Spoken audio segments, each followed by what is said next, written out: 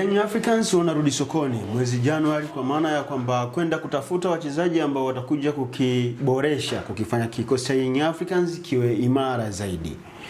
This time wameenda kwa mchezaji ambaye anatokea nchini Angola, anaitwa Laurindo Maria. Goncalves amependekeza hili jina ni kwa sababu anahitaji kuboresha safu ya ushambuliaji ya Young Africans. Kuna binadamu mmoja amewahi kupita kwenye kikosi cha Young Africans wa kuitwa Carlinhos. Kuna sababu vingi vilitajwa kutokana na kushindwa kwake kwenye kikosi cha Young Africans. This time anakuja Laurindo Maria. Leopard John. Carlinhos alisumbua. Moja kati ya vitu vilivyokuwa vinatajwa vilivyopelekea Carlinhos kusumbua mazingira ya Tanzania na chakula. Vilimsumbua sana Carlinhos. Maria hawezi kupita kwenye njia ya Carlinhos endapo Young Africans watafanikiwa kumsajili. Kwanza umenikumbusha mbali sana, umenikumbusha miongoni mwa viungo washambuliaji bora ambao kwenye ligi yetu ameshawahi kupita. Basi ni Carlos Bergamo, Stereo, Goncalves, Carlinhos. Bwana mdogo mmoja hivi bisho sana na umenikumbusha mbali sana. Carlinhos. Inawezekana mlikutana sehemu. Of course mshikaji wako. Sababu hata Stereo kushave kwa shave kama hivyo wewe. Unajua Marimpeda Goncalves ni Mreno ambaye amekaa sana Angola. Na kidogo wenzetu wa Angola wale bwana, ukisoma kwenye historia hizo za ukoloni walitawaliwa na Wareno. Nafikiri wale wataalamu wa historia watakuwa kwenye historia uko vizuri. Wametawaliwa na Wareno, kwa hiyo alikuwa kama vile yuko nyumbani kwa sehemu moja ama nyingine. Kwa hata lugha ambayo wanazungumza ni Kireno, kwa hiyo wanaelewana vyema kweli kweli. Kwa hiyo anafahamu wachezaji ambao walikuwa wanawafundisha kwa sehemu moja ama nyingine. Na bwana mdogo Maria ameshawahi kupita kwenye kikosi cha Petro de Luanda kwa wakati fulani. Though kwa wakati huu yupo kwenye ligi kuu ya huko nchini Poland akiwa anacheza. Kwa anataka mchezaji atoke Poland aje Tanzania. Of course, kutokana na interest za kocha. Tumeona wakina Arushan Dirak walikotoka huko walikuwa interest ya Mwalimu Fadma Davis ndio ambayo imemfanya arejee Tanzania. Kwa hiyo kama mwalimu na mchezaji wana mahusiano mazuri, kokote alipo anaweza akaja, lakini tunakuja kuangalia, tumetoka kuzungumza Young Africans wana struggle kwenye eneo la kushambulia. Prince Dube Mzimbabwe huyu tumeona ambacho anafanya. Hapo tulikubaliana Yanga wawape wachezaji wao muda. Muda kwenye ukiwa timu kama Mashujaa, timu yako hapo sawa, atakupa muda. Kama Abdelmalik Zakaria atapewa muda sana, lakini Yanga, Azam, Simba wao kumpa muda mchezaji hiyo ni ngumu. Kwa hiyo Ande Boyeli mimi nafikiri atakuwa na wakati mgumu kweli kweli mbele ya bwana mdogo. Na kwa sasa hivi mpira wa Afrika umekuwa lazima uwe na wachezaji ambao ni kinda. Bwana mdogo Maria bado ni kijana ambao damu yake inachemka, miaka 25. Kwa hiyo unaangalia kama Young Africans wakiwa wana project naye wanaweza wana muda mrefu kuweza kumfaidi mshambuliaji huyu. Na aina yake ya uchezaji of course aitofautiane sana na mshambuliaji wa hivi karibuni ambaye ameshawahi kupita Young Africans, ambaye alipita Simba, Lionel Ateba Mbida. Anaenjoy sana kukimbia maeneo ya pembeni and then akiwa na kuofa kuweza kuitoa timu eneo la katikati kwa ana Ateba fulani hivi. Of course, lakini maana yake ni kwamba zile missing magoli ya wazi tuzitegemea. Nimezungumzia kwenye mikimbio ili mradi watu wanielewe. Niambia kuna Ateba. Nikaamua kumzungumza Lionel Ateba Mbida kwa sababu ndio watu bado wanamkumbuka. Ningesema Fisto Mayele watu wangekuwa wameshamsahau kwa sehemu moja ama nyingine, lakini mtolea mfano kwa Mayele hawezi kusahaulika Ateba Mbida kwa sababu ameondoka msimu uliopita akiwa na wekundu wa Msimbazi. Kwa hiyo mimi nafikiri hili ambalo linahusishwa na Young Africans kuhusiana na huyo mchezaji Maria ni uhusiano pia wa Pedro Goncalves na msaidizi wake Felipe Pedro, kile ambacho amekiona kwenye kikosi na ufahamu mkubwa zaidi na hawa wachezaji ambao kutokea Angola ambao watakuepo. Na hakuna kitu kigumu ambacho kina faida na hasara kama kwenye timu kuwa na mchezaji wa kocha. Hiyo ni ngumu sana na inaweza ikawa ina faida. Mchezaji wa kocha maana yake huyu anakuja kuanza moja kwa moja kwa sababu ni chaguo la kocha na anaweza akawa pia ni kipenzi cha. Tunaona kwa Azam Jeff Kitambala bora yule pale piga huwa garagaza anaanza kwenye mshambuliaji. anafunga, alikuwa amestruggle. Gari limewaka kwenye sasa kakutana Shamuka weka. Gari limewaka juzi tu hapa. Kaanza kuwatungunyua kawatungua Simba baada ya kukutana na Shamuka Rabu. Kwa hiyo unaangalia ndio mwanzo huo. Kwa mchezaji wa kocha kwa sehemu anakuwa anafurahi. Tumeona Simba nao pia. Wewe una hofu na uwezo wa Maria kwamba anaweza kabebwa na Goncalves kwa sehemu moja ama nyingine kutokana na yale ambayo nimekwisha kuyaona kwa baadhi ya makocha ambao wamekuja na Tanzania na ile Yanga akileta hizo habari yeye na mchezaji wake wote wataonyeshwa mlango wa kutokea. Nikukumbushe wakati Simba walimleta mshambuliaji yule nimemsahau jina lake, mlete mzungu alikuwa nani? Djordjevic. Milton Djordjevic. Yeah, of course kile kipindi alikuwa ni mchezaji wa kocha. Simba wamepitia namba. Mlete mzungu jina lake linanitoka kweli kweli. Anafanana na Yusuf Mpumbu. Djordjevic. Alikuwa ni mchezaji wa kocha ile Zoran Maki, walikuwa taifa moja. Alikuja kwenye kikosi cha Simba na akawa anapata nafasi, kocha akawa anamwamini. Aliondoka kufunga magoli mawili moja. Alifunga mawili, nakumbuka aliwafunga, ilikuwa timu gani? Alifunga Kagera Sugar. Yeah, ni Kagera. Of course. Kwa hiyo unakuja kuangalia haya yapo kwamba mwalimu akija kwenye timu anamtaka mchezaji wake. Kuna baadhi ya wachezaji kokote alipo na wao pia wapo na wachezaji wao. Unajua hata Ibenge wakati anakuja Azam alikuwa anamtaka beki mmoja anaitwa Franco Ebwera, ni Mkongomani huyu, fullback namba 2 wa kikosi cha Al Hilal wa Mdumani, lakini dili likawa ni gumu kutokana na fedha ambayo wameiweka. Walihitaji Waarabu. Kwa hiyo unaona hii ipo, lakini inaweza ikawa ina faida au madhara yake. Hii inatokana na nini? Na kocha kuweza kumwamini yule mchezaji, anaweza kaingia kwenye mfumo wake moja kwa moja na akampa kile ambacho anahitaji. Kwamba ikitokea Maria amekuja kati ya Dube na Ndiboyel au Celestine Yekwa, nani anaondoka? Mimi nafikiri Young Africans wana shida kwenye eneo la kushambulia zaidi. Mimi nimetaja wote ni washambuliaji.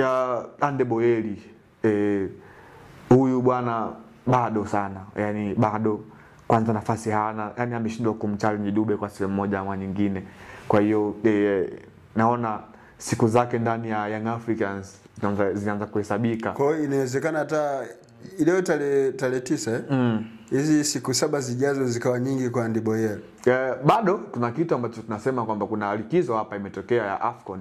Sasa likizo ya AFCON haina mahusiano na dirisha la usajili. Dirisha la usajili litafunguliwa tarehe 15, litafungwa tarehe 15 Disemba, 15 Januari litakuwa limefungwa. Kwa hiyo hii likizo ya AFCON haina chochote kile, haina msaada wowote. Unajua Lusamwa huwezi kuanza kufika hatua ya robo finali au nusu finali ya ligi ya mabingwa barani Afrika ukiwa na Ndiboyel, ukiwa na mshambuliaji ambaye ni butu. Ni kama vile uwe polini and then unataka kula nyama. Ufika nusu finali ukiwa una kisubutu. Nimezungumza tu. Sio kama hawataki hayo mafanikio, wanataka ila kuyasema hadharani ndio inakuwa ngumu. Kwa sababu uoga. Kwa sababu wanajua kile ambacho kipo. Sio tu kwamba ni kulala na kuamka utajikuta uko nusu finali, lazima utufunge national rally. Elewa neno utufunge national rally ndio ufike kwenye ile hatua. Kwa hiyo ni ngumu, wanajua wao hawawezi kutufunga. Sasa unaweza kukutajia finali Yanga na Rally. Of course atafungwa tu finali. Yaani hata kama tukikuta finali. Nasema mwanangu wa Tanzania tunaongopewa. Unajua Arafat Haji aliwahi kutuambia Al Ahly wamemwambia Yanga watacheza finali. Ndio mpira wa Tanzania umekuwa una propaganda nyingi sana. Watu ukiwaambia ukweli wao hawataki. Lakini kwa hivi ndio mashabiki wanaenjoy. Yaani Arafat Haji anakuja anasema nimeongea na kiongozi wa Al Ahly amesema sisi na Al Ahly ndio tutacheza finali. Wanajua kucheza na akili za watu. Na ukijua kucheza na akili za watu utakuwa ni kiongozi mzuri, watu watakuwa wanakuamini hivyo. Kwa hiyo ndio hicho ambacho ikitokea mkataba wa Ndiboyel umekuwa mgumu kuvunjwa. Mwingine unayeona anaweza kuwa mwepesi kuondoka ndani ya Young Africans ni nani? Of course naamini kati ya Celestine Yekwa au hata Mohamed Lassin Kouma huenda akampisha mmoja. Dombia mwanangu. Si ilikuwa imekuja kabisa hiyo.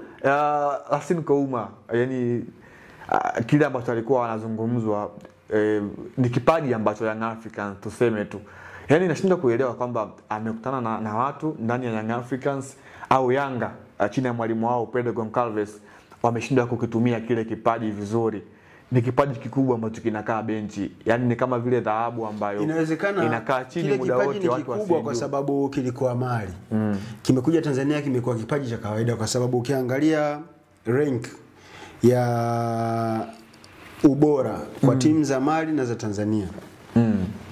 kuna utofauti mkubwa sana. Lakini kwa inawezekana ndo ile mtu anaonekana mfungaji bora ukiwa Mashujaa, ukienda Simba una struggle. Kwa hiyo tukimzungumzia Osando Maria ni mshambuliaji ambaye bila shaka moja kwa moja itakwenda kuwa usajili wa kwanza wa Mwalimu Pedro Goncalves ndani ya Young Africans kama utafanikiwa, maana tunafahamu usajili ambao umefanyika Pedro yeye ameukuta tu. Mwalimu aliyeondoshwa huenda ndo akawa kwa sehemu alihusika hata Folz hakuhusika kwenye huo usajili. Watu Folz hajahusika kwenye. Ni lazima kuwe na mapendekezo baadhi, basi hata mnipe hata huyo Dumbia kidogo. Of course viongozi wa Yanga kwenye busara wakampatia Dumbia ambaye anamhitaji. Kama Dumbia alifika Tanzania ligi ya msimu uliopita ilisha. Alikaa na muda mrefu kweli wakati yuko Mwalimu Rudi Hamdi. Hata ndio unajua kabisa Folz hajahusika kwenye usajili. Lakini unaona kuna baadhi ya wachezaji ambao walikuwa wanafiti kwenye mfumo wa mwalimu. Lakini kwa Uma alikuwa anapata angalau game time kidogo. Fiti kwenye mfumo wa Romain Folz ni huyu Andabwile. Bas. Mwingine nani? Wakati Folz yupo mchezaji aliyeimbwa Yanga nani? Hata Pacome alikuwa anaonekana mzee. Ni upepo tu ambao alikuwa amekutana nao Andabwile na watu wakaanza kumhusudu kwenye eneo hilo, lakini overall tunakuja kuangalia Young Africans wanahitaji mshambuliaji mwingine ambaye ana uwezo wa kwenda kumchallenge Prince Dube. Ikitokea Maria amempigia simu Carlinhos, anamwambia Carlinhos, hebu niambie pale Tanzania na Young Africans pakoje? Maria anakuja Tanzania? Ujue wakati Carlinhos anapita Young Africans haikuwa Yanga hii. Yaani unafikiri kilichomuondoa Carlinhos Yanga ni performance ya timu? Nazungumzia hata the way ambavyo viongozi ni wale. Amebadilika Senzo tu. Yaani kwenye ile cream iliyomleta Carlinhos. Kwanza Senzo na Carlinhos waliingia wote kwa wakati mmoja. Ile ndio ilikuwa ndo wameanza ule uongozi. Sawa, ndio walikuwa wameanza, lakini kwenye ile cabinet ya uongozi ile aliondoka ni mtu mmoja tu. Senzo ndiye aliondoka. The rest wamebakia kuwa pale. Sasa anapiga simu na Maria. Carlinhos, niambie mazingira ya Yanga, niambie culture ya Yanga, niambie culture ya ligi ya Tanzania. Ataanza kumwambia Maria atakuja. Ataanza kumwambia kule wachezaji waga wanakula ugali na sukari sometimes. Kwa hiyo anarudia Yanga wanangu mimi ugali na sukari hapa. Atakuwa anaambia tunakula ugali na sukari mara nyingine, lakini yote kwa yote ni kwamba mahusiano mazuri ambayo yapo kati ya Pedro Goncalves mwalimu mkuu wa Young Africans, lakini pia na bwana mdogo Maria ndicho ambacho kinakwenda kuwekwa wazi. Hata Carlinhos anaweza asipige simu kwa sababu Goncalves yuko hapa tayari, yeye ndiye atakayeongea. Anajua yani na feel comfortable niko na mwalimu wangu kwenye kikosi ambaye ameshawahi kunifundisha tukiwa Petro kwa sehemu. Lakini kwa kile ambacho amekifanya ni mchezaji ambaye Afrika amecheza kidogo. Muda mwingi amekuwa anacheza nje, amecheza pia nimezungumza Poland hapa.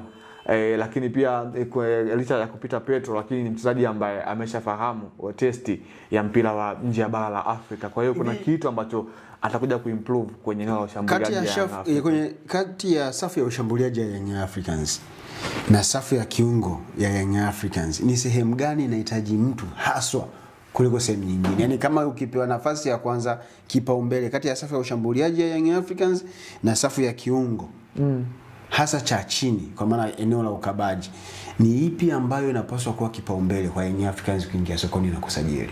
Of course mimi naamini kwenye eneo la ushambuliaji Yanga bado wana struggle.